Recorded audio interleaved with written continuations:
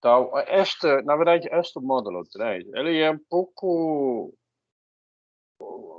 como falar, combinação de tópicos diferentes. Até que por isso que fiquei com dificuldade de definir o nome. A gente tem... Este capítulo 3, na verdade, também já é um pouco esquisito. Você vai olhar o livro, ele coloca lá a notação grande O junto com teoria de números, e até tem lá uma parte sobre matrizes, que a gente não costuma fazer, porque matrizes fica na álgebra linear. Então,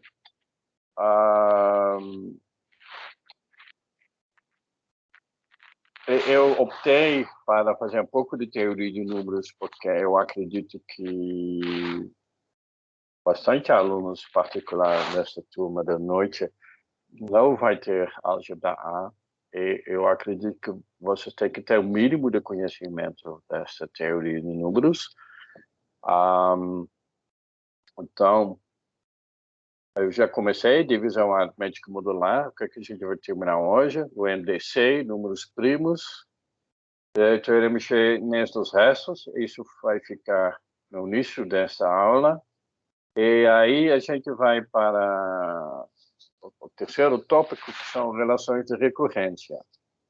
E, na verdade, a gente só vai ficar aqui, provavelmente, eu vou explicar o que são relações de recorrência e dar bastante exemplos.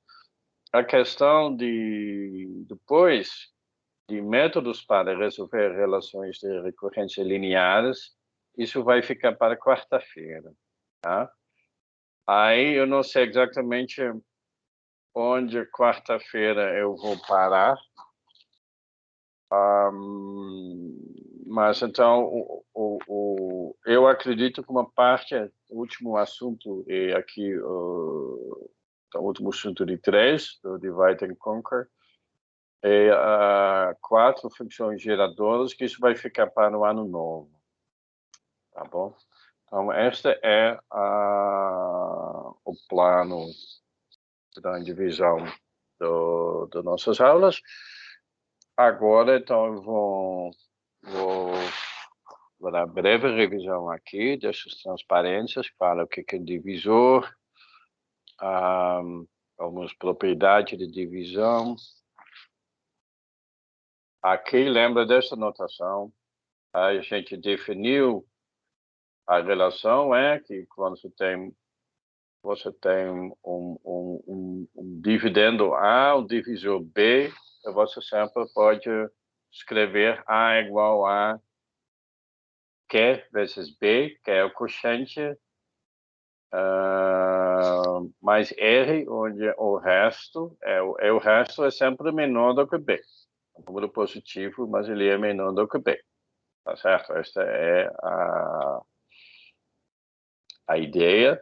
E o livro, em particular, está introduzindo esta notação, mas é útil essa notação, tá? Onde, então, a div B é a divisão de inteiros, tá? Então, a gente passa aqui a divisão é como se fosse uma divisão normal, mas arredondada para inteiro para baixo, né? O piso. E o R é o resto. Tá certo? Aí, aqui tem a prova, eu ajustei a prova usa o princípio de boa ordenação, mas vou deixar essa prova aqui. Aqui tem exemplos, 101 dividido por 11 dá quociente 9, o resto é 2. Eu já avisei, quando você tem o dividendo negativo, aí você pode facilmente cometer um erro. Esse na verdade, a melhor coisa é simplesmente evitar, mas às vezes não dá para evitar. O erro é que tem 2 tipos de erro, porque primeiro a definição pode ser um pouco surpreendente, que o resultado não é o que você acha que é. E as linguagens de programação também não sempre implementam a definição matemática. Até pode acontecer o que eu acho que é que uma linguagem de programação está implementando. Depende muito. Eu acho que Python faz tudo certinho. Eu gosto muito de Python, porque eu, inclusive, faço muita coisa certinho. Também gosto de Python porque faz aritmética de números inteiros com precisão infinita.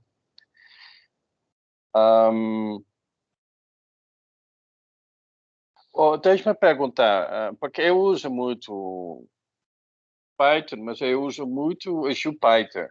Vocês conhecem isso? Alguém conhece o Jupyter?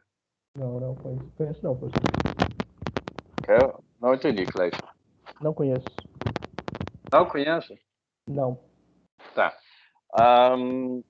Então, eu vou ficar devendo para quarta-feira. Eu acho que é uma coisa que é tão útil que todo mundo que estuda computação, estuda sistemas de informação, tem que saber o que é o Python. Porque é tipo um Python, mas ele está sendo interpretado no seu computador, no seu navegador. E é muito interativo, muito útil.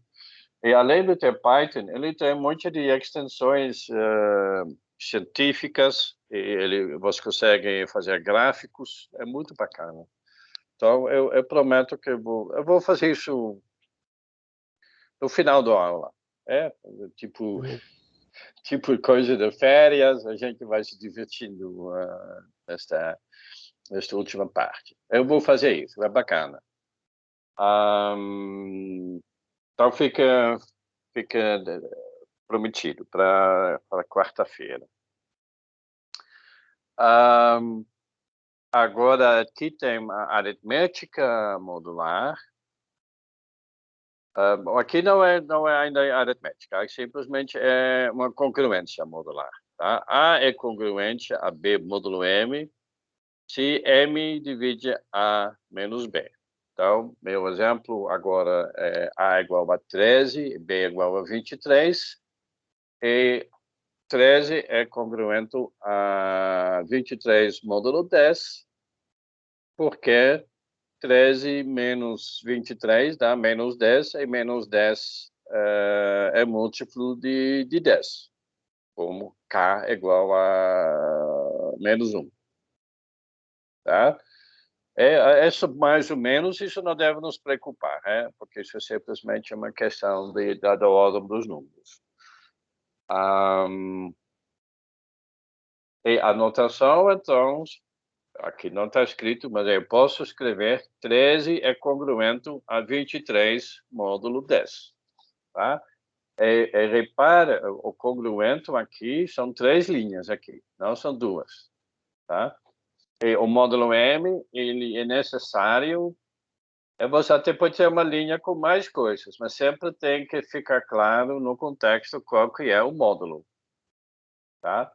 Então, você pode escrever 13 congruente a 23 igual a 103, congruente a 1003, módulo 10.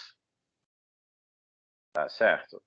E outra coisa se 13 é congruente a 23 módulo 10, também é verdade módulo 5. O módulo 2, se é verdade o módulo M, com certeza é verdade para um divisor. Talvez, eu vou pensar no exercício para fazer isso. Aí tem uma outra caracterização, mas eu acho até tão trivial, tão bobo, se A é congruente a B módulo M,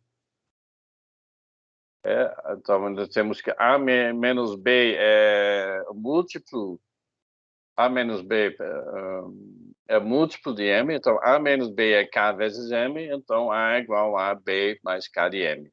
Tá? Então, eu já falei a prova. Então, é tudo tão bobo que é. E aí, quando você tem que provar uma coisa, você escolhe uma dessas caracterizações. Não faz muita diferença. Não, mas é o seguinte, porque se você fala M divide A menos B, você tem que dizer o que quer dizer dividir. E M divide A menos B quer dizer que existe um K, então que K vezes M é igual a A menos B. Tá? O que eu queria dizer? Não importa qual caracterização você pega, mas você precisa deste K, deste múltiplo, para poder fazer a prova. Aí eu acho que a gente ficou aqui na aula passada. A é congruente a B módulo M. Se e somente se o resto de A módulo M é igual ao resto de B módulo M. Então, vou dar um exemplo. 13 é congruente a 23 módulo M, porque o resto de 13 módulo 10 é igual a 3. E o resto de 23 módulo 10 também é 3. O que acontece é que esta operação de módulo, ele pega qualquer número e vai dar um número no intervalo de 0 inclusivo e M exclusivo. Tá? Então, vai dar um valor que é o resto. Então, se o resto por divisão é igual, você sabe que elas pertencem ao mesmo classe de congruência. Tá bom, gente? A prova eu vou deixar como exercício. Tá? Vai ficar na nova lista. A nova lista vai ser no ano que vem, tá? A questão de submeter. Alguém tem uma dúvida já?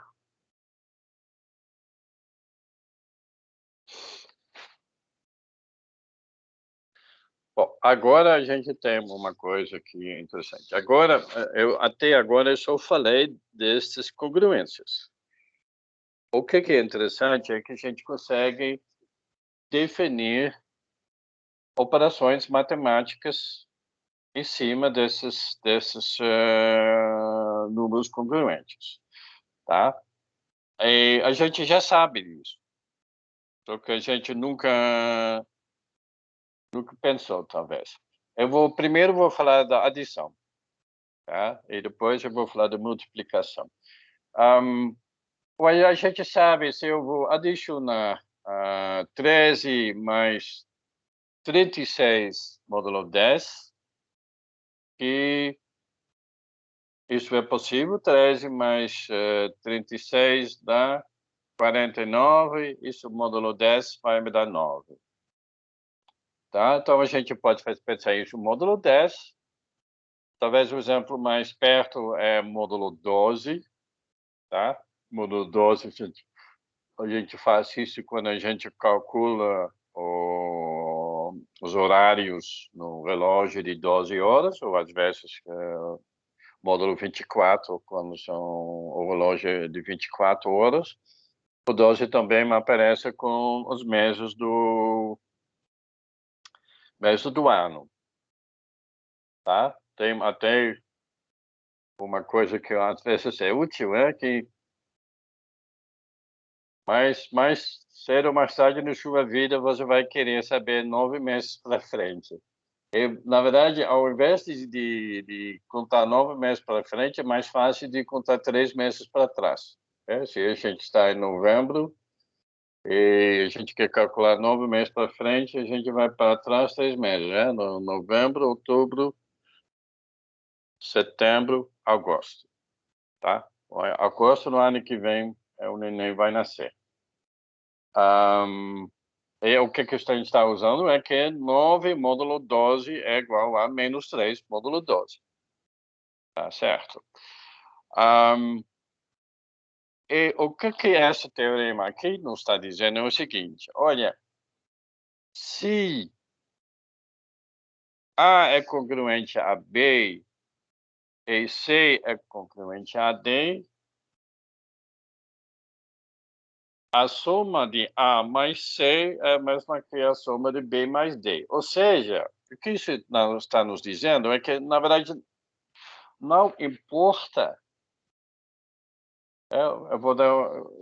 Qual exemplo eu usei na aula passada? Está aqui. Tinha um exemplo bacana.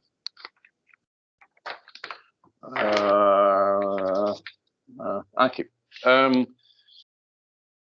Eu vou fazer módulo 10. 13 vezes 7. Perdão, eu vou adicionar. Vamos.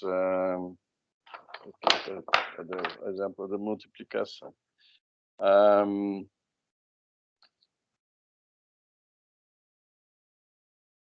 Ok, 13 mais 36, 13 mais 36 vai nos dar 49, módulo 10 vai nos dar 9. Agora, se eu pego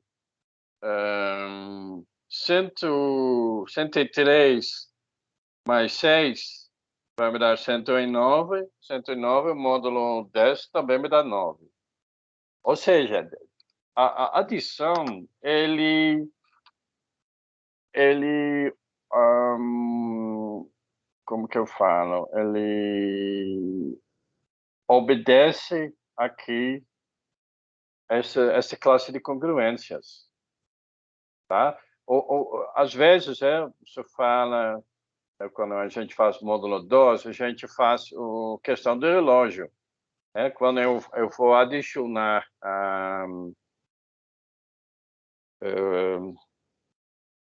6 mais 9, 6 mais 9 dá 15, 15 horas, 15 menos 12 dá 3.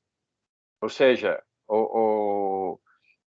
quando a gente, no relógio, a gente ultrapassa 12, a gente volta de contar de novo. O 12 é igual a 0, e aí o 13 é igual a 1, o 2, o 14 é igual a 2, e por aí vai. Tá claro este enunciado, gente? Sim, ficou claro. E aí tem um teorema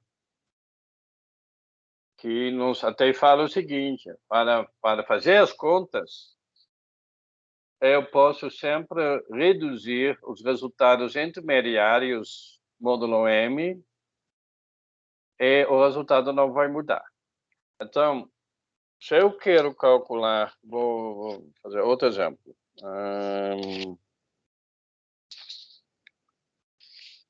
Eu tenho 300, eu vou fazer módulo 100. 365 mais 113, tá? Módulo 100 vai me dar 468, 68, e isso vai me dar 68, tá? Agora, o que eu fiz? Eu adicionei os números inteiros e depois fiz a redução. O que este teorema está me dizendo? Eu posso pegar 355 e já reduzir ele mesmo módulo 100, vai me dar 55, o 113 por reduzir módulo 100, que vai me dar 13, e aí eu vou adicionar 55 mais 13, que vai me dar 68 também. Tá? E isso aqui, esse exemplo, na adição, talvez até pareça mais simples, mas a gente vai ver o mesmo teorema também funciona como multiplicação. E isso, com certeza, vai facilitar nossa vida. Tá? Vamos supor que eu quero multiplicar 355 vezes 113, tá bom? Aí eu vou ter que multiplicar isso. Mas esse teorema, a segunda linha desse teorema, ele está me dizendo, olha, eu posso, para ter o mesmo resultado, eu posso simplesmente multiplicar 55 vezes 13. E isso vai me dar o mesmo resultado. Tá claro para essas afirmações? Alguém tem uma dúvida sobre isso? Tá? Então, eu pulei esse teorema, a prova desse teorema. Tá? Aqui, então, tem a prova, se eu vou...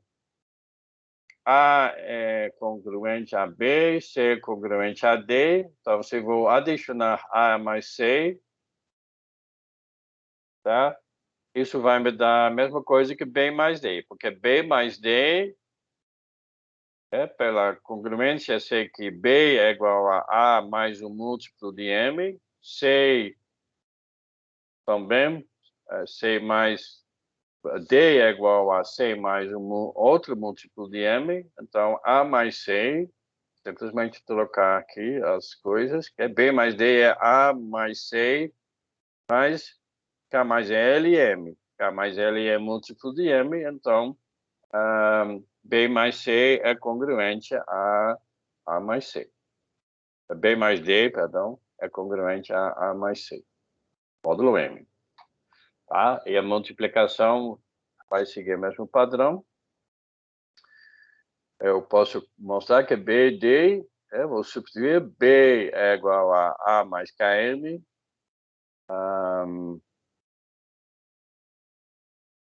Uma coisa errada aqui. Aqui tem que ser, não está certo. Aqui tem que ser o C, gente. Não está errado. Aqui tem que ser o C e aqui tem o C também.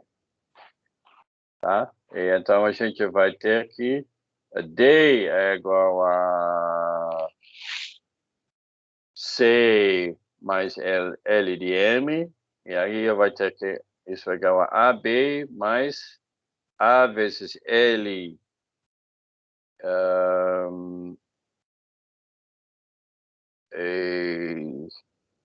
C vezes K de M, e aqui tem o produto cruzado que é KMLM, né? Então isso é KLM vezes M.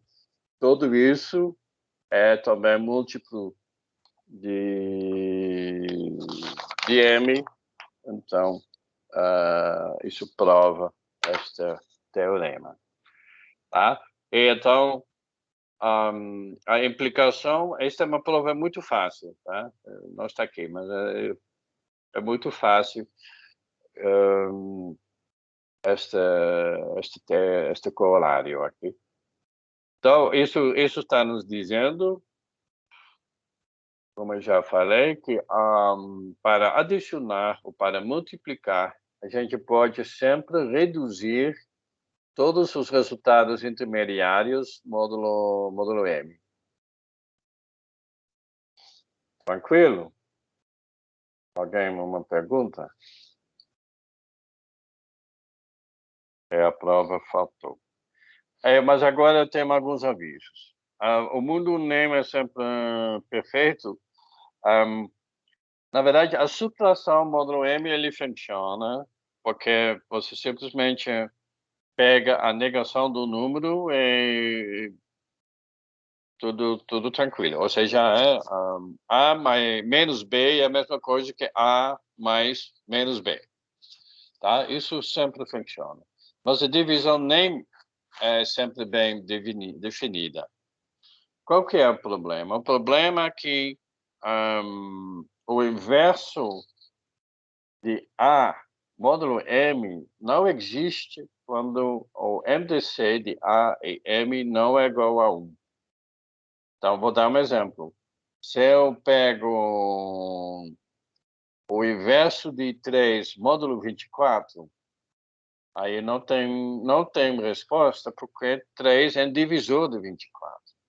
Tá? O inverso de 5 módulo 24 não tem problema, porque o MDC de 5 e 24 é igual a 1.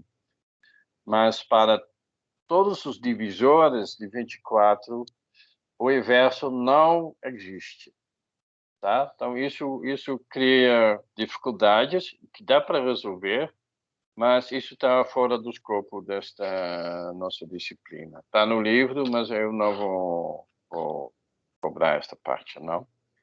Tá? Na verdade, a cobrança fica mais ou menos até aqui. Tá? Mas é bom saber quais são os limites. Tá? Então, a multiplicação dá problemas. No entanto, quando o módulo aqui, o m é um número primo, aí dá tudo certinho. Tá? O único problema, você não pode fazer as coisas, não, você fala, quando é zero, módulo primo, P não dá, zero módulo M, mas os outros, a multiplicação vai dar certo. E aí, algumas regras que a gente usa, a gente sabe, olha, se A, C é igual a B, C, normalmente, C não é igual a zero, a gente sabe que A é igual a B. Isso funciona para os números reais. Tá? Mas para os números módulo M, pode dar encrenca. E da mesma forma aqui, se A congruente a B módulo M e C congruente a D módulo M, essa congruência aqui pode ser falsa também. Tá? Então, fica com este teorema aqui, a adição e a multiplicação, você pode reduzir todos os resultados intermediários módulo M. A vantagem disso é que seus números ficam pequenos. Tem na área de criptografia, a gente tem a multiplicação repetida, que é a exponenciação. Então, tem que calcular A elevado a 1024. Vai lá. Aí eu sei que eu posso, todo o resultado intermediário, eu posso reduzir. Então, eu não preciso calcular A elevado a 1024 nos inteiros para reduzir no final. Eu posso, cada resultado intermediário, assim que fica maior do que M, eu posso subtrair M e pegar o resto. Alguém quer fazer uma observação agora? Vou fechar um pouco essa parte da aritmética modular.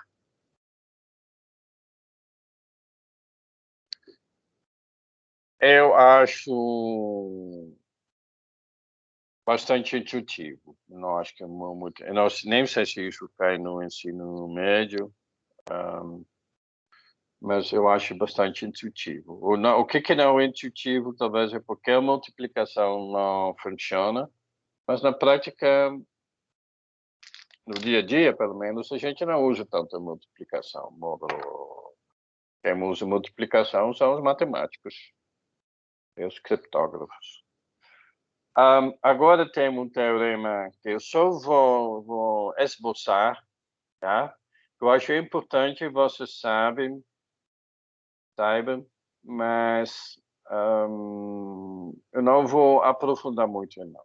A ideia que você tem, você sabe que x é igual a 3 módulo 11 e, ao mesmo tempo, é 5 módulo 13.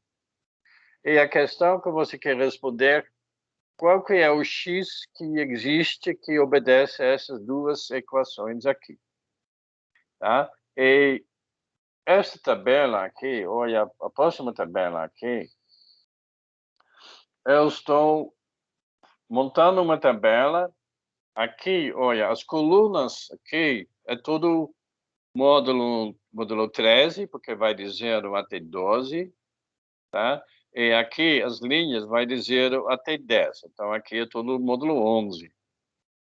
E o que acontece é que é possível, em cada célula, você consegue colocar número diferente. Se você vai ver como você monta essa tabela, bom, aqui eu usei planilha, mas tem uma estrutura aqui. A gente começa aqui 0, a gente começa diagonal aqui, tá certo? Porque, por exemplo, 3 é 3 módulo 13 e 3 módulo 11. Então, ele fica aqui descendo. Até que você chega aqui o 10. O próximo valor é 11. 11 é igual a 0 módulo 11. Então, ele vai aparecer aqui. Aqui tem 10, aqui tem 11. E aqui quer dizer 12. Onde que vai ser o próximo, olha, o 13, ele é 0 módulo 13, então ele vai voltar nessa coluna aqui. Aí vai seguir de novo a estrutura diagonal até 22, 22 é 0 módulo 11, então vai aparecer aqui, e assim por diante você vai preenchendo diagonalmente todas essas células desta matriz, tá? E o que acontece fica óbvio que a gente consegue preencher todos os valores e que a gente vai até o último valor, 142, que é 11 vezes 13 menos 1. Porque a gente começa com 0, então a gente vai parar antes aqui. Aqui o 0 é 143, é a mesma coisa, módulo 143.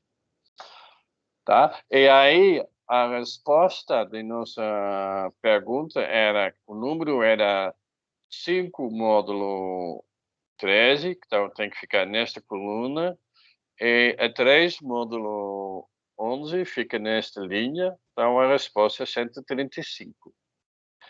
E o importante, então, é entender que o teorema está dizendo que existe apenas uma solução, módulo ou produto desses dois módulos. Aqui tem 11, aqui tem 13, então existe apenas uma solução, módulo ou produto desses dois números.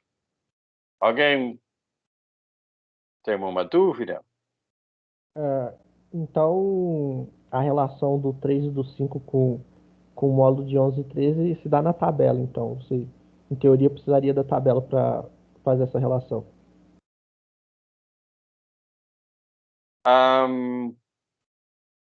Bom, primeira coisa que eu quero que você entenda é que existe apenas uma solução que sempre tem uma solução, Se eu colocar aqui outros números, eu coloco aqui, não sei, 8 módulo 11 e 8 módulo 13. Só tem a solução é o único módulo, o produto desses dois aqui. Tá bom? Aí eu peguei aqui o exemplo pequeno. E o exemplo pequeno dá para fazer uma tabela. Aqui 8, 8, a gente está aqui. 8, 8 dá 8. Isso tá um pouco na cara. Mas isso não importa. O problema bom, então, eu tenho um teorema que está nos dizendo que, olha, a única coisa que a gente exige que esses dois módulos, elas têm que ser primo entre si. Ou seja, elas não podem ter o MDC igual a 1. Elas não podem ter fator em comum. Tá? E aí, o teorema que ele diz que existe apenas uma solução, módulo ou produto desses dois módulos, ok? E aí, a prova eu não vou dar. Qual que é o problema? O problema é que quando a solução é pequena, a gente consegue montar a tabela. Quando a solução é grande, aí fica inviável. Tá certo? E aí existe um algoritmo para calcular a solução X dado A1, A2, M1 e M2. O problema deste algoritmo, ele tem o problema da multiplicação, este primeiro ponto aqui. Então, por isso que não estou ensinando isso, porque eu não quero incluir isso na disciplina. Agora, se você tiver muito interesse, você pode consultar o livro. O livro, ele tem um trecho sobre... Esta aqui, então, está escrito na transparência, ou não? Tá, não? Teorema chinês dos restos. Tá? E aí o livro, ele mostra como que se consegue fazer para pequenas soluções. Ok. Eu respondi a pergunta? Sim, é que eu estava mais curioso, era como o A1 e o A2 se relacionavam, né, com a resposta. sem ser na tabela. Eu fiquei muito na tentação de mostrar isso assim, mas o Mas problema eu é que olho tem lá no meu. tanta coisa bacana para mostrar que às vezes eu também não quero sobrecarregar os alunos, entendeu? Mas Uhum. eu acho que o teorema ele é intuitivo. Eu acho que todo mundo já intuitivamente já eu acho que ninguém fica surpreso com esse teorema. Se você pega lá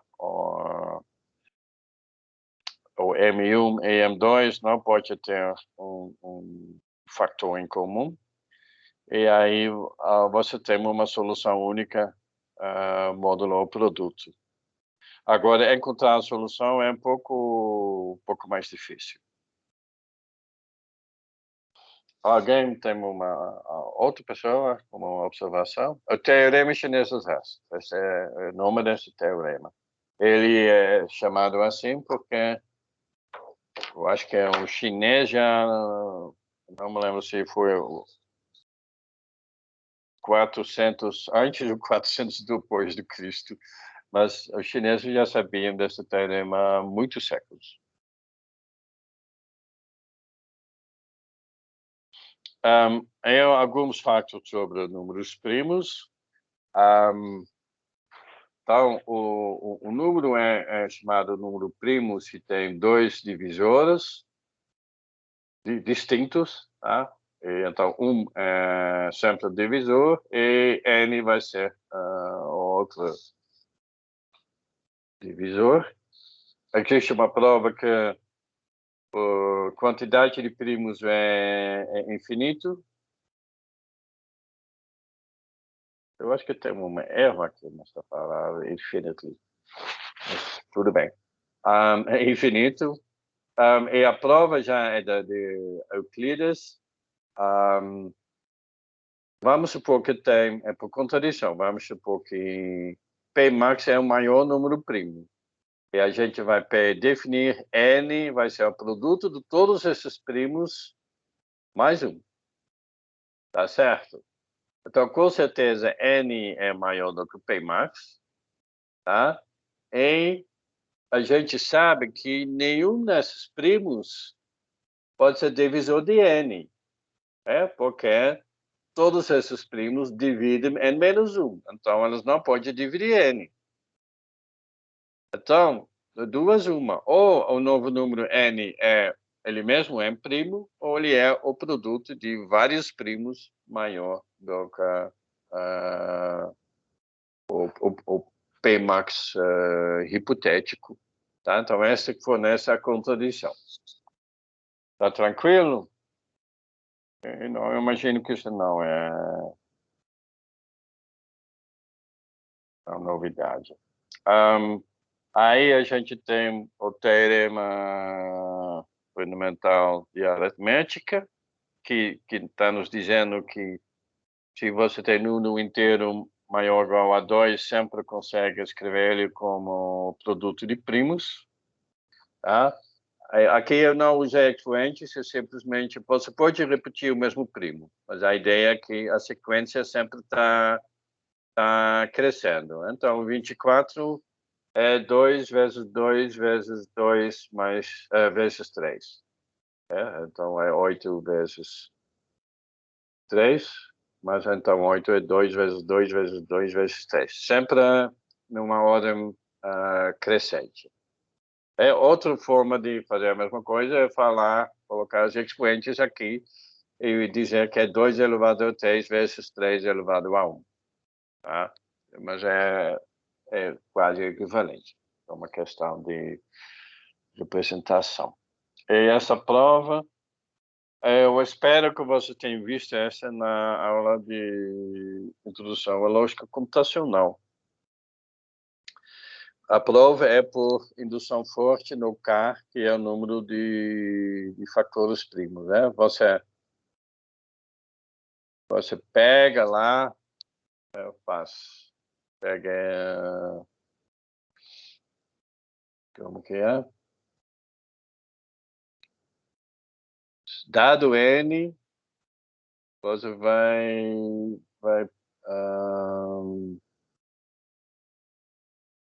que eu esqueci.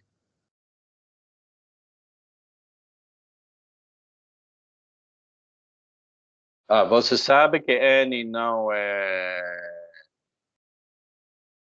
primo, então você sabe que N é igual a A vezes B, e você sabe que A e B ambos são menor do que N, então você sabe que A pode ser escrito como produto de primos, ou B também pode ser escrito como produto de primos, então N pode ser escrito como produto de primos.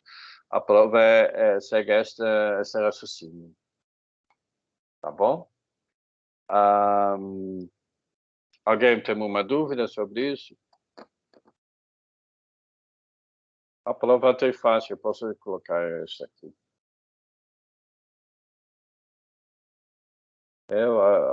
A hipótese indutiva é que A é igual a P1, P2, P3 até PK e B é igual a Q1, Q2, Q3 até QL.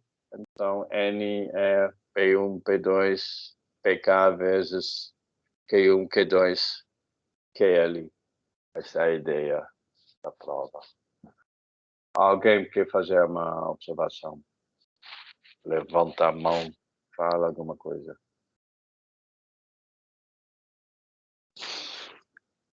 Beleza. Aqui tem alguma coisa sobre a quantidade de números primos. Bom, a gente já sabe que o número, quantidade é infinita, mas o que é interessante é que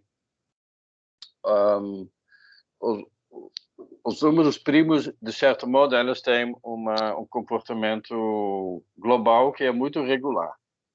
Se você a gente define uma função que conta quantos primos tem até um dado limite. Tá? Então, o π de 10 são todos conta quantos primos que tem entre 1 e 10. Então, a gente sabe, os primos são 2, 3, 5 e 7, então o π de 10 é igual a 4. Tá? Da mesma forma, a gente pode contar quantos primos que tem no intervalo de 1 a 100, e isso é igual a 25. E a gente pode fazer isso para qualquer valor x. E aí, o que a gente pode fazer? A gente pega esta conta π de x e divide isso por x. E, de certo modo, isso nos dá a densidade ou a frequência de números primos entre todos os números inteiros. E a grande surpresa, talvez, é que isso tem um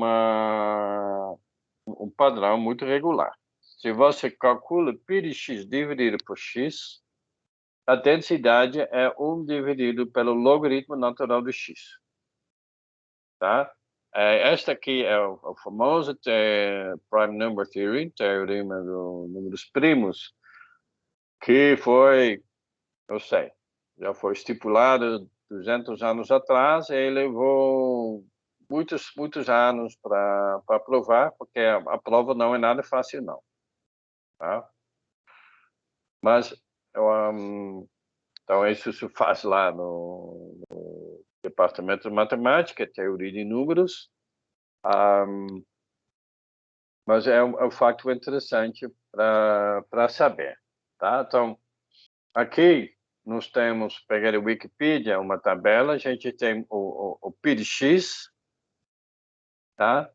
E aqui a gente tem π de x dividido pelo log de x, e você pode ver aqui, esta quociente, ela está convergindo para 1. Aqui não temos valores do log de x. Aqui é o valor absoluto, mas a gente está mais interessado no valor relativo. Aqui é o valor relativo dessa fração, e essa fração, ele obviamente está indo para 1. Tá bom, gente? Então, a gente sabe, então a gente consegue estimar quantos primos, por exemplo, Na criptografia, a gente precisa de um primo de 1024 bits. Aí a gente precisa de um algoritmo que vai pega o número ímpar aleatório e vai testar se é primo. A gente, para conseguir sucesso do algoritmo, a gente tem que estimar quantos números primos existem de 1024 bits. Tá certo? Então, por isso é interessante. Eu acho, né, isso tem muito a ver com a última questão da prova, que é tipo 1 por 500, uma coisa assim. E aí, por último, aqui tem que prestar atenção, aqui não é πx dividido por x, mas é o inverso. E aí tem esta aproximação, é uma aproximação interessante para saber quantos primos que tem. Tá? Então, o que acontece é muito curioso que localmente os primos têm um comportamento muito irregular. A gente, se eu pego o número, vamos supor que pega um primo, 1003, não é 1003, o 1007 ou 1009 é primo. Acho que 1009. Mas a gente não sabe se o próximo primo vai ser 1011, não é? Porque dividido por 6. Mas a gente não sabe qual é o intervalo até o próximo primo. A gente não tem... Se eu te dou um intervalo pequeno de tamanho 100 ou 1000, a gente não sabe se tem primo lá dentro. Eu acho que até tem uma prova que fala que qualquer tamanho existe um intervalo onde não tem primo, sabe? Então, mas isso é muito irregular. No entanto, o comportamento assintótico é regular. Sim.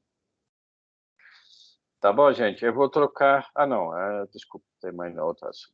Acho que vou parar de falar de números primos. Agora vou para o MDC. Alguém tem uma questão sobre números primos? Até agora não. Eu só quero saber, vocês acham interessante? Vocês teriam curiosidade de saber mais? Ou tá bom? Acredito que tá bom, até porque números primos é algo bem discutido, né? Todo currículo escolar. O que elas contam, né? Mas é sempre as relações, né? No caso, de divisão do número primo, inclusive em LC, a gente acabou vendo bastante. Aquela prova que você mostrou sobre, agora há pouco, né? Sobre, que até você falou que a gente devia ter visto em LC. A gente acabou vendo em LC, que é aquela por indução forte. E essa prova? Isso, essa. Tá. A Que gente bom. acabou vendo em LC. Tá. E a gente acabou fazendo bastante coisa com relação a números primos no último período. Que bom.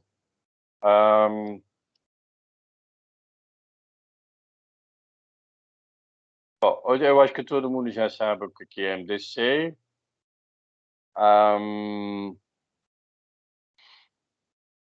Então, é só uma definição, que dois números são chamados coprimos, não sei se isso é português, mas às vezes eu falo isso, ou primos entre si, se o MDC é igual a 1, tá? Porque isso quer dizer que eles não têm um fator, um fator primo em comum. E agora tem existe um teorema que não vou provar, mas é uma curiosidade. Você pode se perguntar, se eu pego dois números quaisquer, eu vou calcular o MDC. Qual que é a probabilidade que elas têm MDC igual a 1 ou não? E existe um teorema que está dizendo que a probabilidade é 6 dividido por π². tá? E eu esqueci exatamente, mas o valor é mais ou menos 0,6, porque π ao quadrado pode dizer que é 10. Então, aqui tem 6 dividido por 10. Então, a probabilidade de dois números ser primos entre si é mais ou menos de 60%. Só deixe-me explicar o que quer dizer aqui a probabilidade, porque você não, eu já falei antes, a gente não pode dizer que a probabilidade de um conjunto infinito não existe. Então, o que foi feito é o seguinte: a gente considera os números do intervalo, dois números A e B no intervalo de 1 até n, e a gente conta quantos deles tem MDC igual a 1. Tá? E divide isso por n ao quadrado, que é o número de pares AB. Então, esta fração aqui, ela nos dá a densidade, a frequência de números que são primos entre si. E aí depois a gente pega o limite de n para infinito. Tá? E isso é bem definido. Ou seja, a probabilidade não é definida, mas o que estou fazendo é eu pego um conjunto finito, define a frequência e em seguida deixa entender para infinito e eu mostro que o limite disso é 6 dividido por π ao quadrado. Tá? Então, esta é eu acho o fato interessante. Qual é? Dois números quaisquer, vamos supor que você tem, pega o número, dois números de 32 bits. Você vai calcular o MDC. Qual que é a probabilidade que o MDC é igual a 1? É grande, mais do que metade.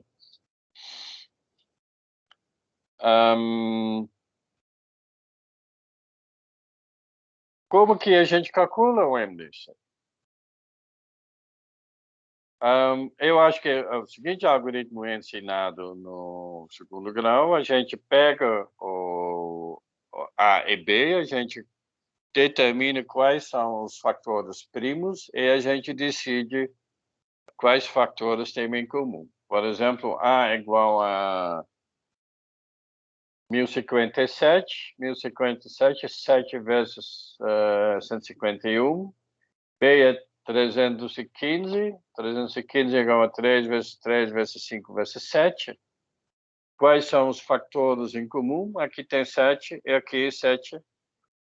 O 151 não aparece aqui, nenhum dos 3 ou 5 aparece lá, então o MDC é igual a 7. Tá bom? Eu acredito que todo mundo conhece este algoritmo. Normalmente a gente escreve até tipo, a gente pode escrever isso como os expoentes e aí você calcula o mínimo de todos os expoentes que estão aparecendo. Tá bom?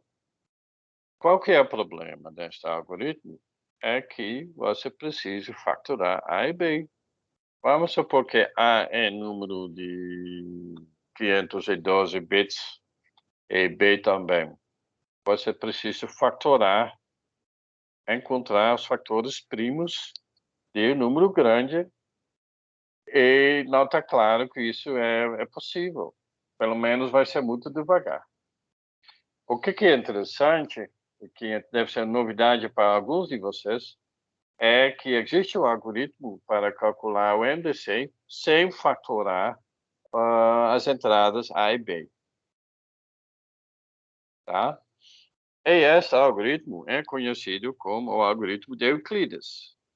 Tá? Opa, é uma coisa, fazendo uma coisa errada aqui, um instante. Aqui tem o algoritmo de Euclides, peguei os mesmos números. Como que funciona o algoritmo de Euclides? A gente vai fazer a divisão por resto, como a gente já aprendeu antes. Tá? Eu vou dividir 1057 por 315, quociente é 3, o resto é 112. Tá? Eu vou esquecer deste quociente, isso não me interessa muito não, mas Agora eu vou continuar o algoritmo com 315 e 112. Ou seja, eu vou colocar 315 na primeira posição, vou colocar como dividendo, vou colocar 112 como divisor e vou repetir a mesma coisa. Aí o quociente vai dar 2, o resto vai ser 91. Vou continuar. Agora 112 fica dividendo, 91 fica divisor, o quociente é 1, o resto é 21. Aí vou continuar, 91 dividido por 21 dá 4 vezes, resto 7. Vou repetir, 21 é igual a quociente 3 vezes 7 mais 0. Agora meu resto é 0. Eu sei que meu algoritmo terminou e que o MDC é o resto anterior ao 0, que no caso é 7. Tá? Esta aqui é o algoritmo de Euclides.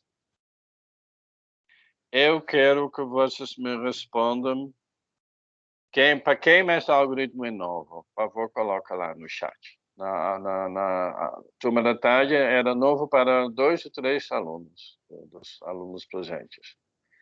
Coloca lá no chat, gente.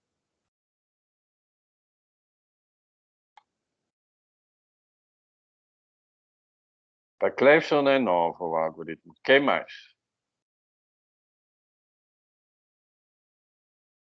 Tá vendo? Eu acho uma pena que no ensino médico não se ensina o algoritmo de Euclides, porque ele é bastante intuitivo, bastante simples, ó, quase a turma toda. Beleza, é bom que eu falei. Eu me lembro, eu estudei matemática e na primeiro mês de estudar matemática a gente tinha aula de teoria de números e aí eu vi essa algoritmo de Euclides, eu também não sabia. Ninguém me contou. Fica muito triste que ninguém me contou esse algoritmo lindo. Bom, o algoritmo de Euclides, ele bastante interessante. E o que vai acontecer é que na aula que vem eu vou aprofundar este algoritmo de Euclides. Eu vou também fazer, tem uma ligação entre o algoritmo de Euclides e a sequência de Fibonacci. E este vai ser o assunto da aula que vem. Eu vou começar a aula que vem aprofundando o algoritmo de Euclides e falar um pouco sobre o desempenho. Tá bom? Mas por enquanto eu vou parar aqui. Tá? Então, mas eu acho lindo, eu acho espetacular. A gente consegue calcular o NDC sem precisar de factorar. Sem precisar de factorar. E também, isso não está claro, vou deixar mais claro na aula que vem, mas o algoritmo é muito eficiente. Tá? A gente consegue mostrar que o algoritmo ele é linear no número de bits, tá? O número de bits das entradas, do menu entrada, na verdade. Mas isso fica para a aula que vem. Por enquanto é isso. Alguém tem uma observação sobre o algoritmo de Euclides ou sobre a teoria de números? Se eu soubesse antes, não tinha perdido tanto tempo resolvendo algumas provas aí. Mas é isso, professor. Não, mas eu não entendi o que você falou. Não, falei assim que se eu soubesse desse algoritmo antes, eu não teria perdido tanto tempo fazendo algumas provas. Entendi. Tá. O custo de factorar é muito alto, né? Então, Até, por exemplo, aqui, no exemplo que eu dei, o exemplo, o 1057 é 7 vezes 151. Bom, talvez se você... se você vai tentar factorar, provavelmente você vai dividir por 7, porque você vai por tentativa. Divide por 2, não dá. Por 3, não dá. Por 5, não dá. Por 7 vai dar. Até tem uma regra inteligente para divisão por 7. Aí você vai encontrar 151, e aí eu acho que logo você vai perceber que 151 é primo. Porque você vai testar os primos, 2, 3, 5, 7, 11, e na 11 já parou por 13, quadrado de 13 é 169, então nem precisa testar 13. Estão entendendo esta parte, esta consideração? Alguém tem uma dúvida? Pode falar. Falei muito rápido, como Deu você para entender. consegue... Tá. Porque você, para testar a primalidade, você só precisa ir até o raiz do número, né? E o 11 ao quadrado é 121, que é menor. Então, 11 tem que testar. Agora, 13 ao quadrado é 169, que é maior do que 151. Então, com certeza, esse número não é divisível por 13.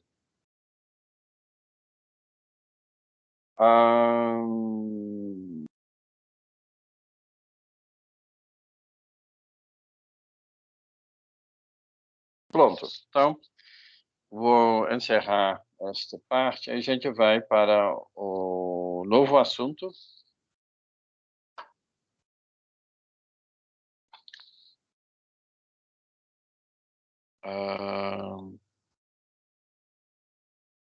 Que são as relações de recorrência. Tá? De certo modo, eu acho que este é o assunto principal de todo este módulo que a gente está fazendo, este módulo 3. Por isso também, então, o módulo 3 tem esse nome, eu chamei de recursão e relações de recorrência. Agora, muita recursão, acho que já foi dado na ILC, Introdução Lógica Computacional, então não vou entrar muito nessa parte. O que você já deve ter visto na ILC são sequências recursivas. Uma relação de recorrência para uma sequência, o termo AN é expresso em um ou mais termos prévios. Aqui a sequência não é A, mas é D, ou seja, não muda muita coisa. A gente está vendo que o D de N ele é 5 vezes de Dn-1 menos 6 vezes de Dn-2. Então, o que estava acontecendo na outra disciplina? Era dada uma sequência assim, era dada uma solução, uma fórmula fechada. Eu vou chamar isso de fórmula fechada, tá? Aqui eu vou chamar isso de recorrência, para não falar relação de recorrência. Então, eu chamo isso de recorrência, isso aqui é a fórmula fechada. E aí, o exercício era provar a correção desta fórmula fechada relativo a essa sequência. No entanto, a gente nunca foi discutido como que você encontra essa solução aqui. Se você está aqui com esta, você só tem essas três relações aqui, dn é 5dn menos 1 menos 6 dn menos 2, duas condições iniciais. Como que você chega a isso? Tá? O que vocês aprenderam é como fazer a prova por indução, mas como chegar aqui não foi discutido. Isso é exatamente o que a gente vai ensinar Bom, neste módulo, a gente já vai começar na quarta-feira e no ano que vem, no início, a gente vai continuar. É a mesma coisa aqui com sequência de Fibonacci. A gente vai ver aqui a sequência de Fibonacci, esta recorrência aqui. Também tem uma fórmula fechada. É a questão, eu não sei se isso foi dado no ILC, mas eu vou dar a fórmula. Eu não vou fazer a prova por indução. Mas, então, uma questão é, se você tem, de novo, esta recorrência aqui, como que você chega a uma fórmula fechada, tá? Então, ah, bom, antes de fazer esta questão de como encontrar uma fórmula fechada, eu vou dar alguns exemplos de como que eu vou descrever um caso e a gente quer deduzir uma recorrência. Então, a gente quer aprender como extrair uma recorrência de um determinado contexto. Isso é seção 7.1 do livro.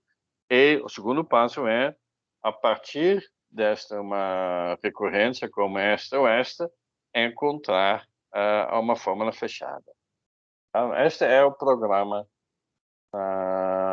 hoje, que nos restante, quarta e no início do ano que vem. Alguém tem uma dúvida? O tema aqui tem um exemplo, está no livro. É um exemplo bastante simples, mas mesmo assim é interessante. Juros compostos, tá? A gente tem aqui é tão simples que a gente consegue fazer a fórmula fechada muito simples, tá? A gente começa com o valor de R$ 10.000, a gente tem juros numa taxa de 11% ao ano, e a gente quer saber qual que é o valor depois de 30 anos. Então, no ano zero, no início,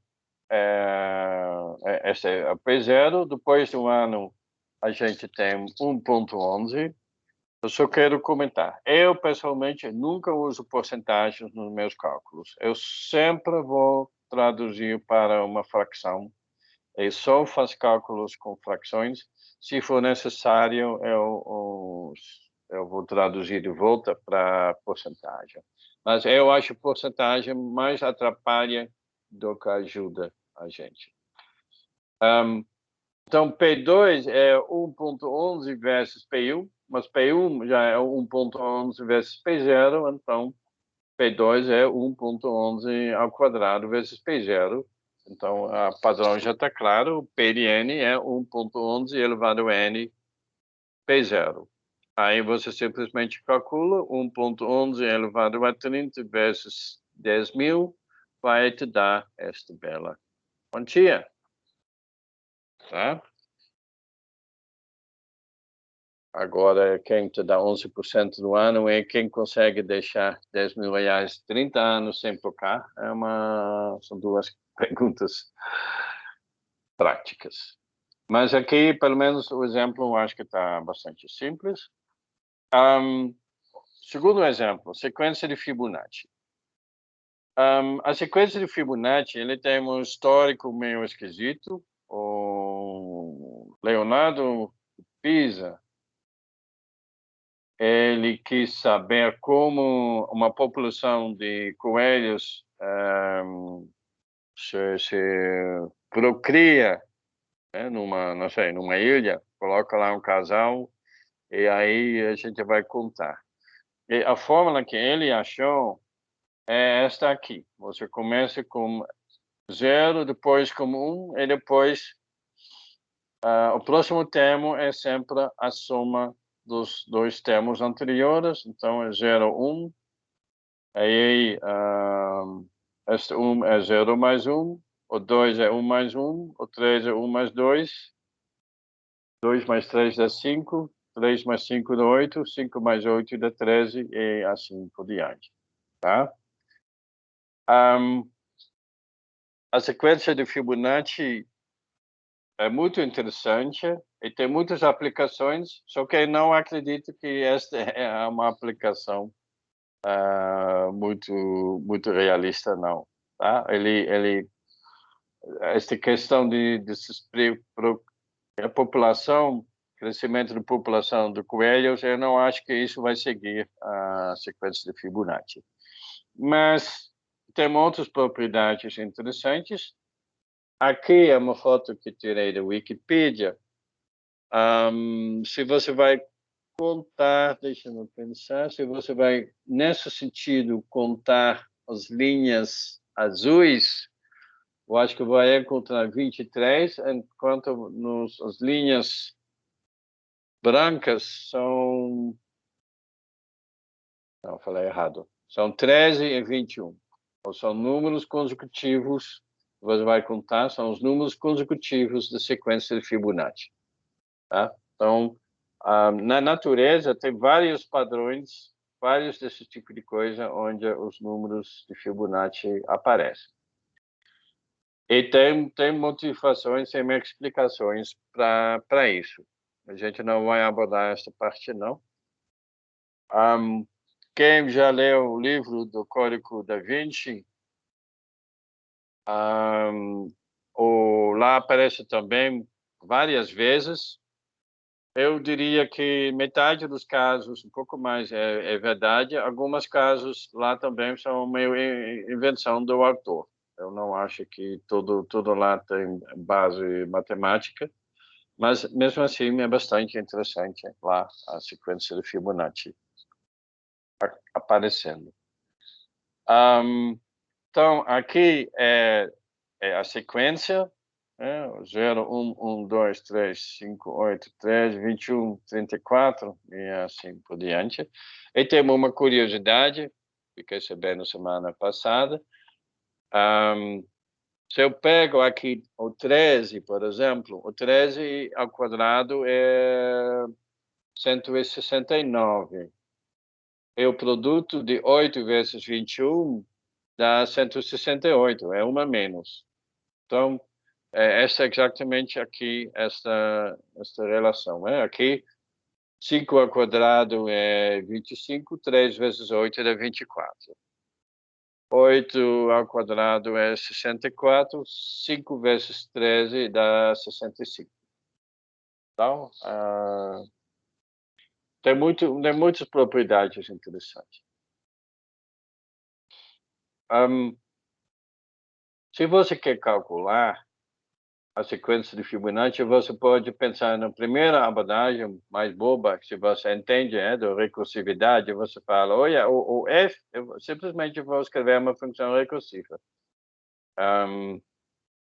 Tipo, você define, se n é igual a 0, retorna 0. Se n é igual a 1, retorna 1. Se não, retorna o f de n-1 mais o f de n-2.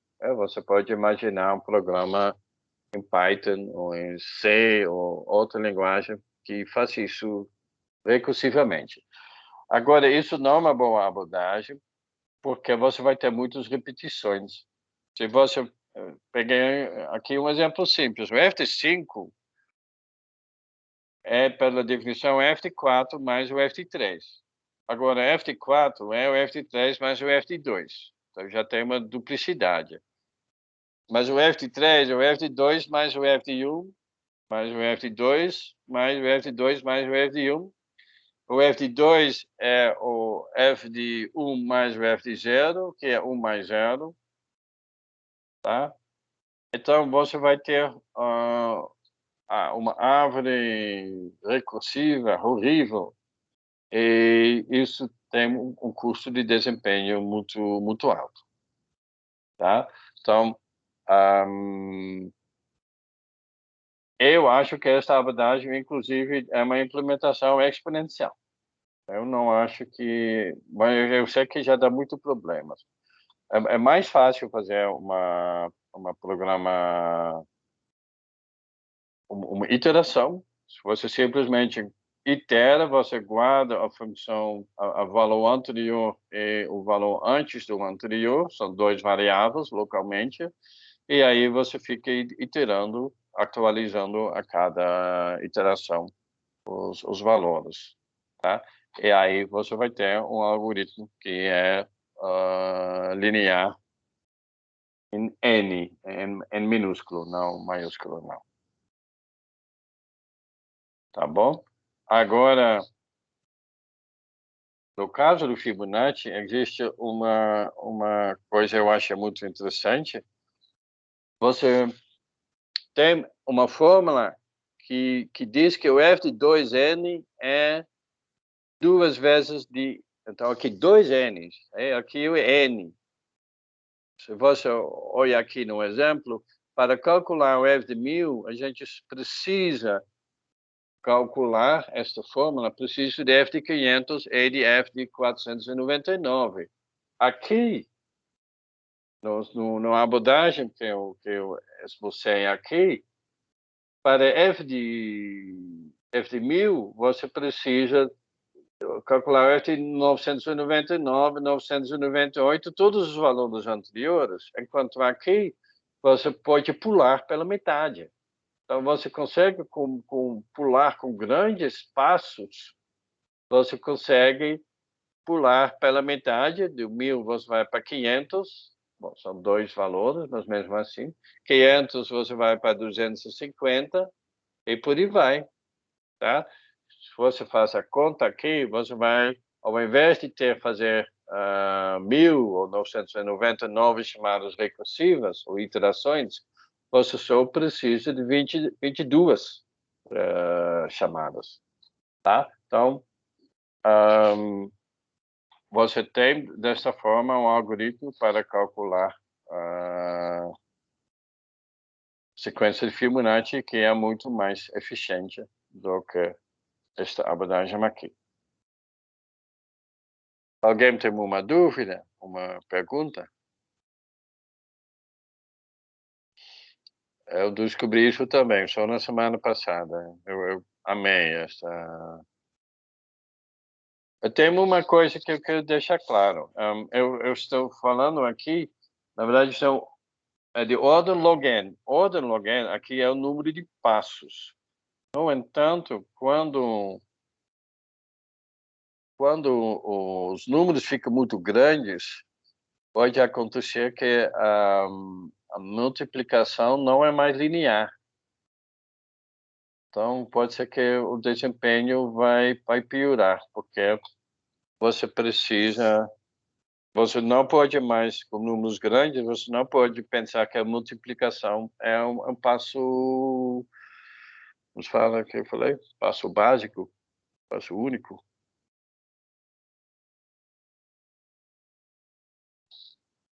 Tá bom, gente? Alguém tem uma dúvida?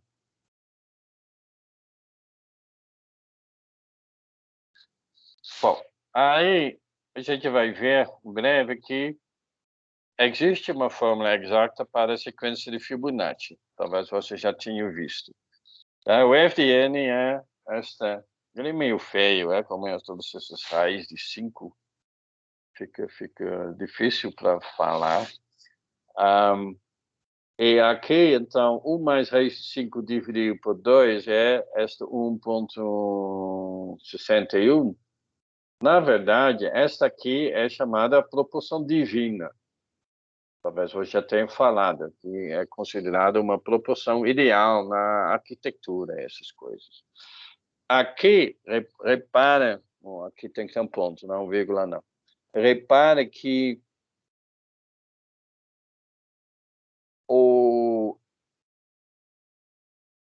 esse número aqui, eu acho que está errado. Eu acho que está faltando um menos aqui na frente. Mas a expansão decimal é exatamente idêntico. Tá vendo aqui? Aqui é 1,61, 1,618, aqui é 0,618. É exatamente a mesma expansão decimal. Tá? Mas o grande aqui é chamado a proporção divina. E na literatura eu vi que a gente usa φ, a letra φ para a proporção divina. E o psi, também eu vi o φ chapéu para esse número aqui. Vou conferir, mas eu acho que está faltando um menos aqui. Não, eu tenho certeza, está faltando um menos aqui, gente. Menos 1 raiz dividido por 5, menos 0,618 elevado a n. Tá? Este psi ele é negativo. E o que é interessante é que isso não dá uma forma de estimar com muita facilidade o número de Fibonacci. Tá? Por quê? Porque a segunda parte aqui, tá? Este ponto 61, ele é menor do que 1. Então, quando eu vou calcular as potências, isso vai convergir para zero. Tá?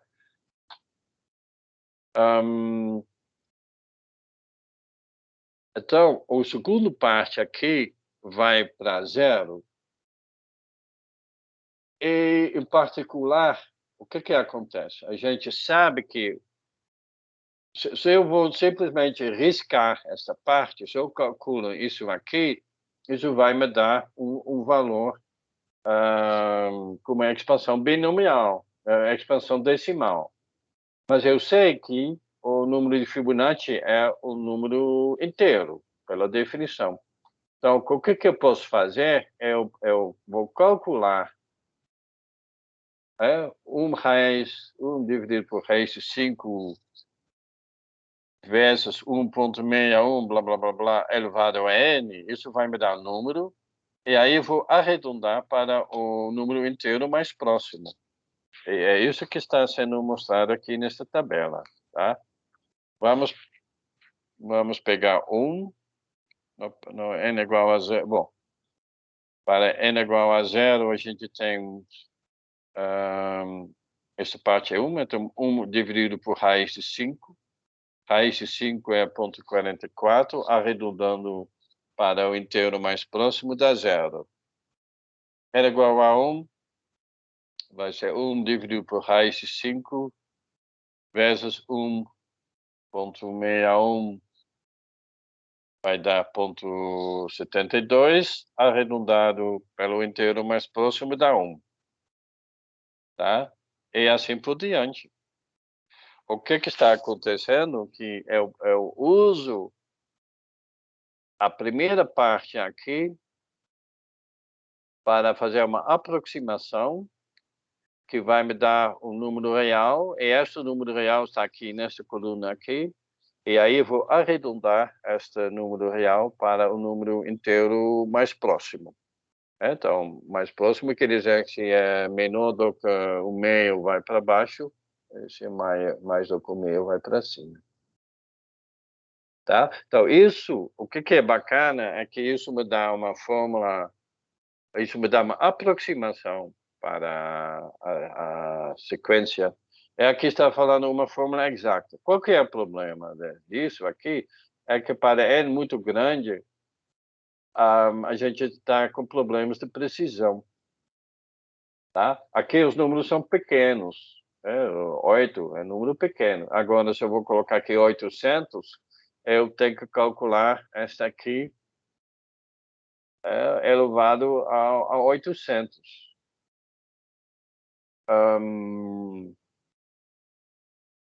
É um número grande.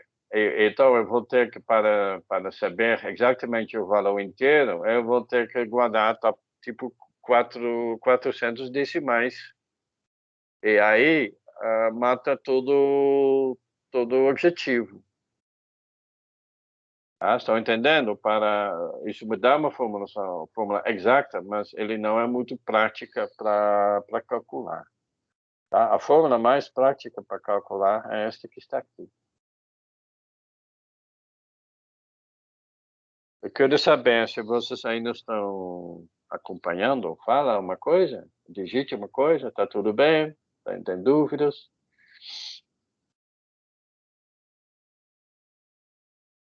Sem dúvida, minha parte.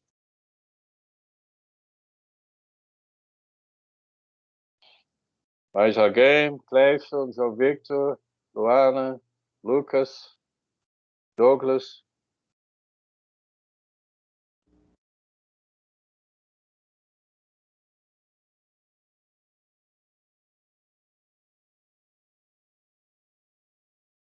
Nossa, está muito claro. O João está beleza. Ok, então vou continuar.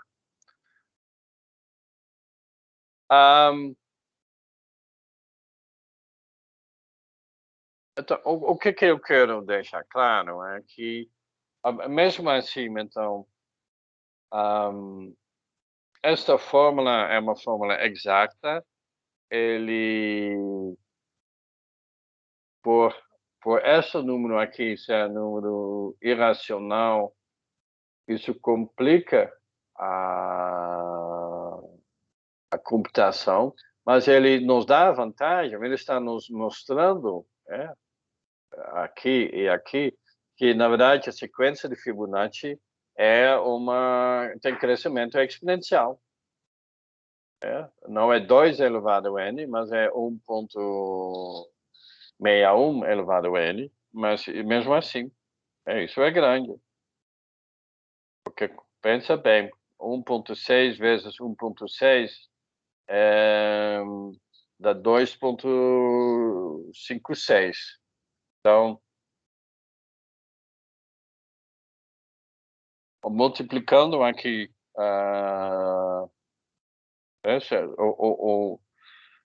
como que eu explico isso?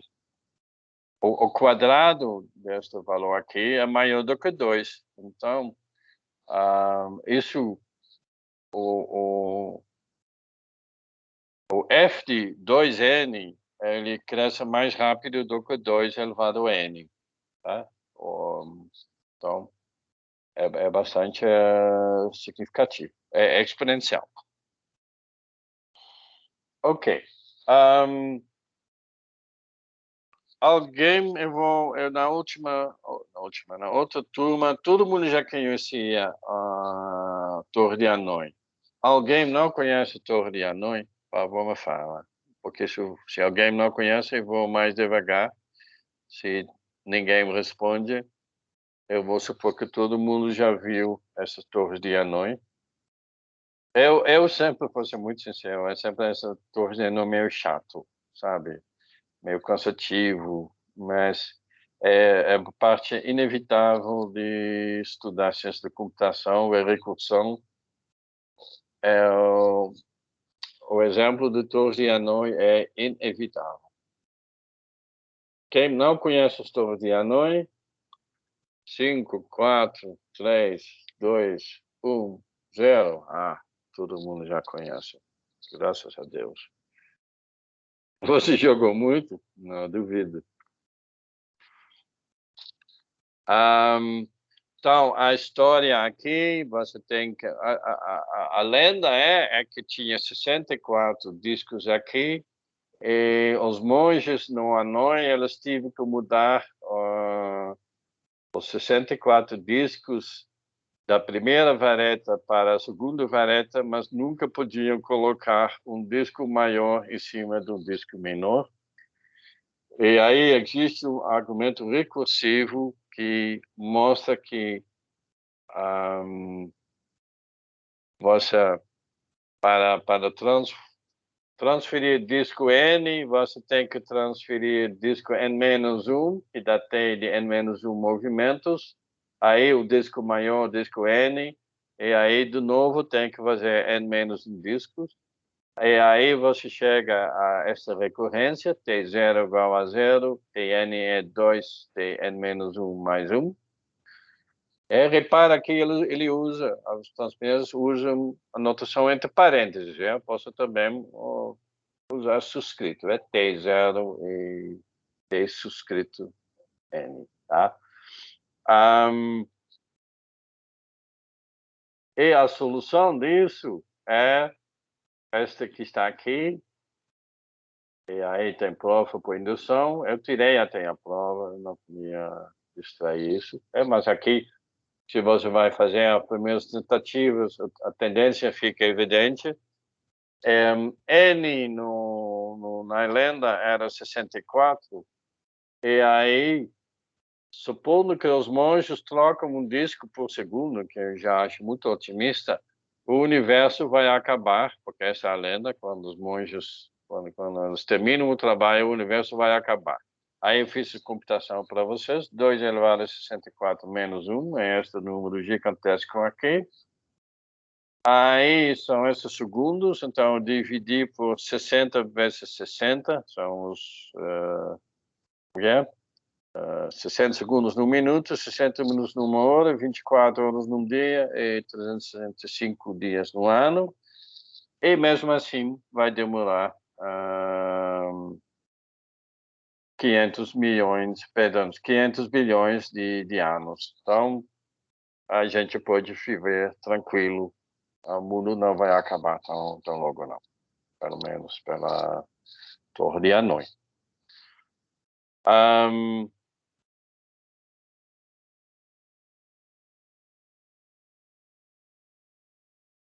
Aqui a recorrência de Torre de Hanoi aparece.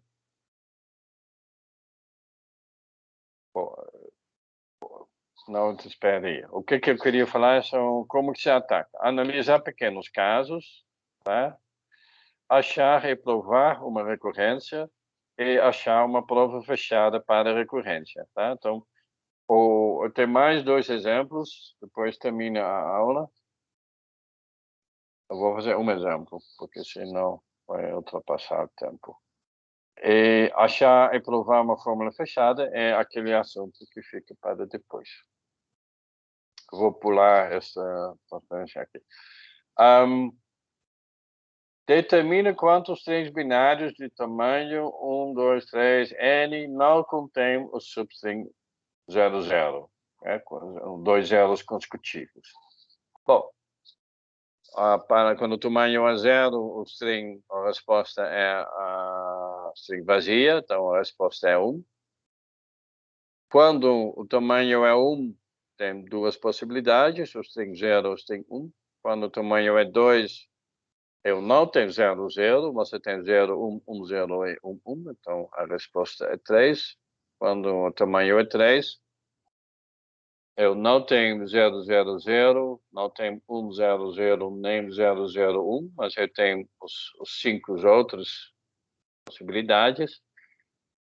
E aí, então a gente tem aqui um pequeno exemplo, aí isso já parece a sequência de Fibonacci.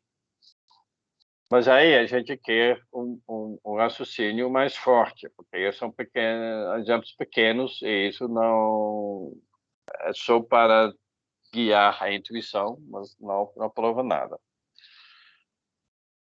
E aí, então, o que a gente quer? A gente quer fazer um raciocínio recursivo que vai suportar a hipótese que a resposta aqui é a sequência de Fibonacci. Então, como que a gente faz? A gente define a n, a quantidade de strings binários de tamanho n que não temos o substring 00, 2 zeros consecutivos, tá? E aí, nós temos 2 casos a considerar, tá? Se eu considero a n, tá? Um string de tamanho n, ele pode terminar em 1 ou ele pode terminar em 0. Se ele termina em 1, aí não tem muito problema, porque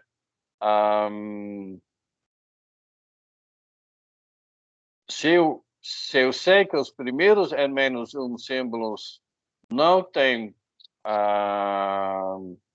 2 zeros consecutivos, então supondo que não tem, aí a contribuição é a n-1 e colocar 1 a mais não tem nenhum problema. Tá certo?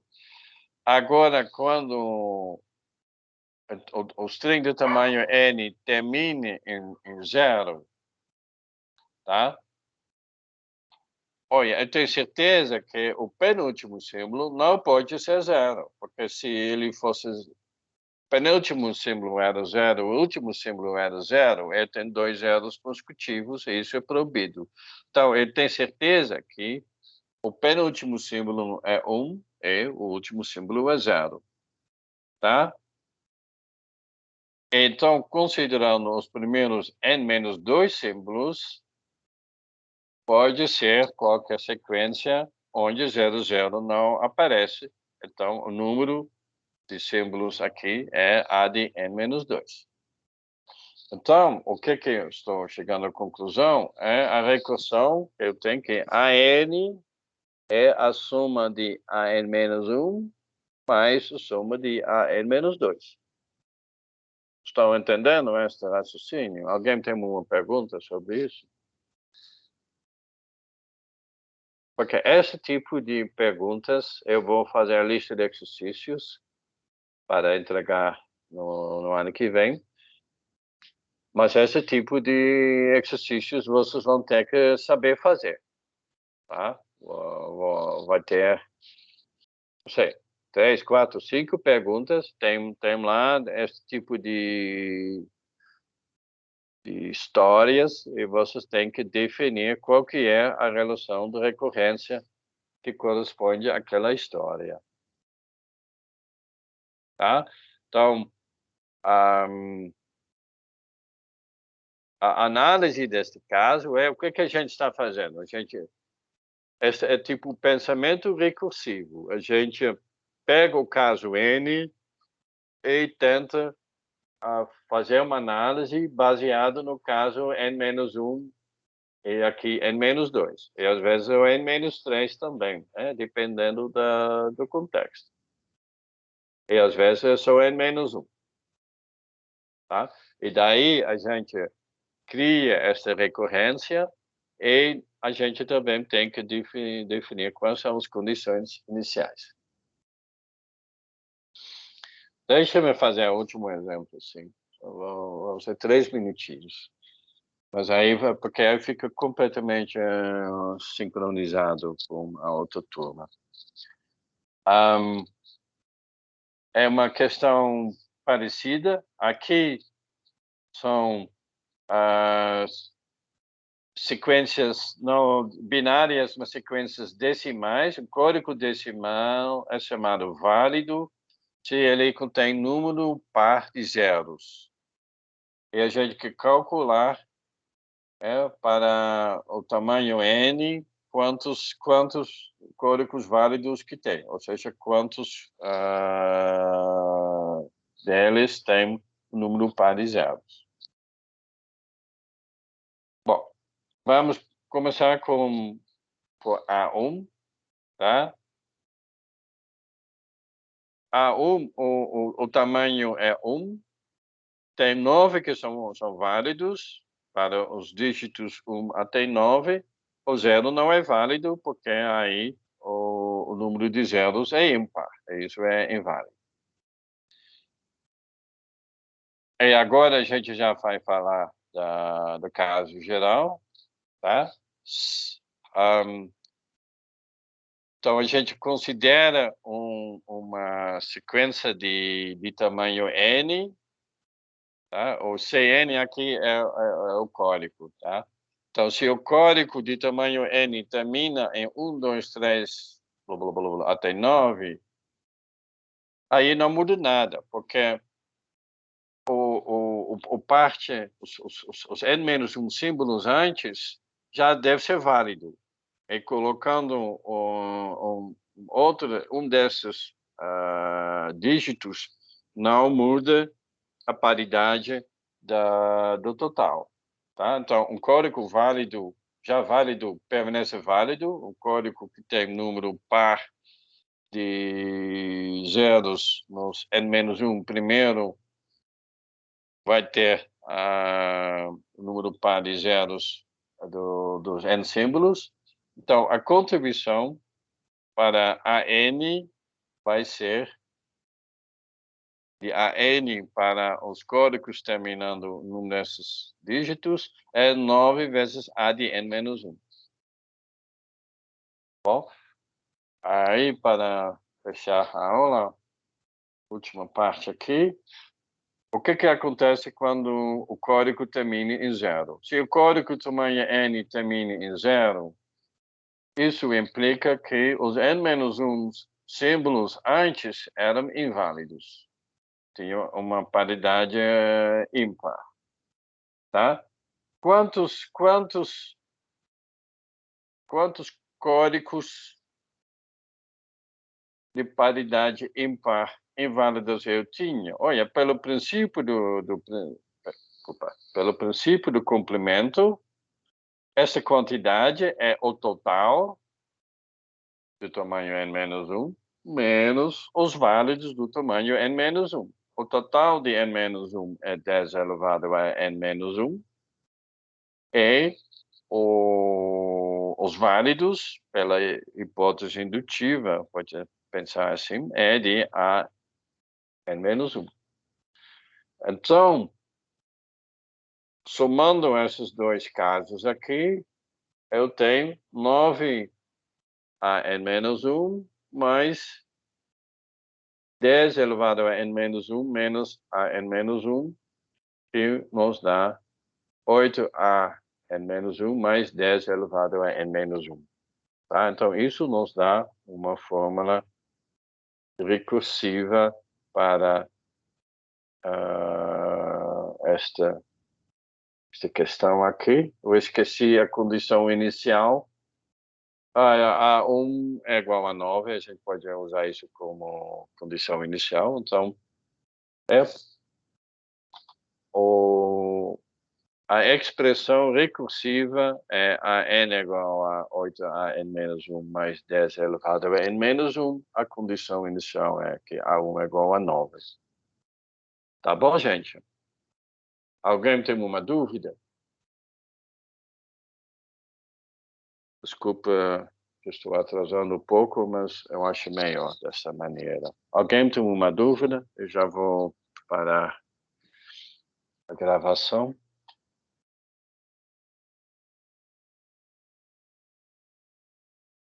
A aula de vocês foi melhor do que a aula da tarde. Sempre assim. Quase sempre assim. Sempre descubro algumas pequenos errinhos, inconsistências, e aí vocês levam vantagem, mas vocês trabalham à noite, então